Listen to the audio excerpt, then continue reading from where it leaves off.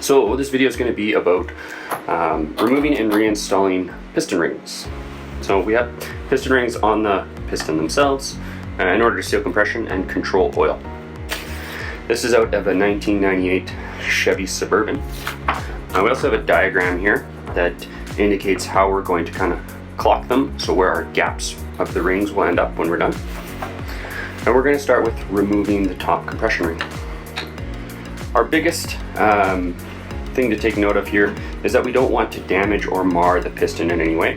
It can affect compression, so we want to be quite cautious that way. So I'm going to just grab the end here and peel it up and away from the piston.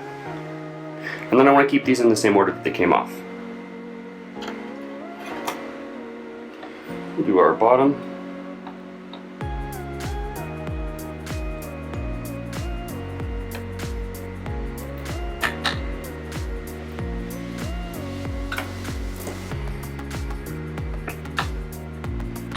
Our oil control ring top rail.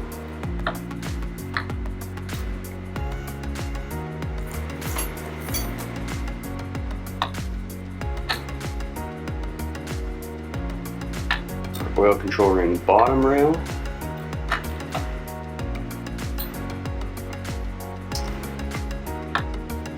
And our expander.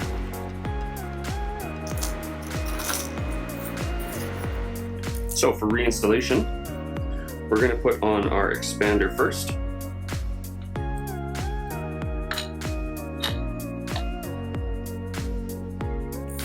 Then our bottom control ring.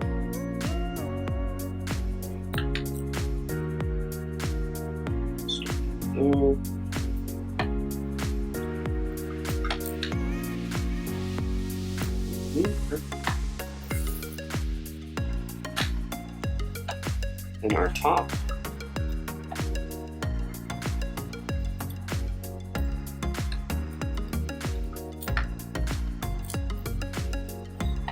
Okay.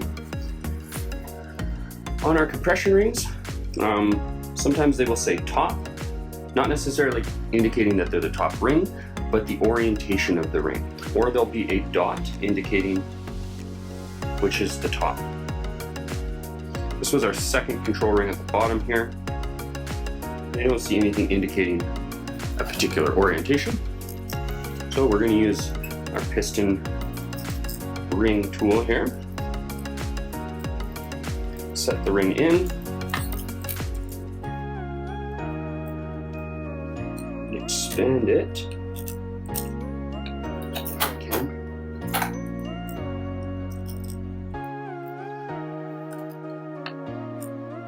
Top into second ring. Perfect. This piston has been apart many different times by many different kids, so it's seen better days. And here's our top ring. Same thing, I don't see any orientation.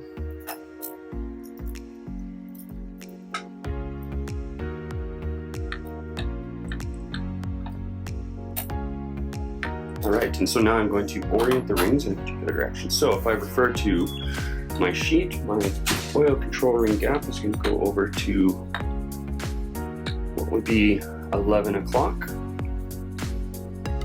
Lower compression ring gap is going to be at about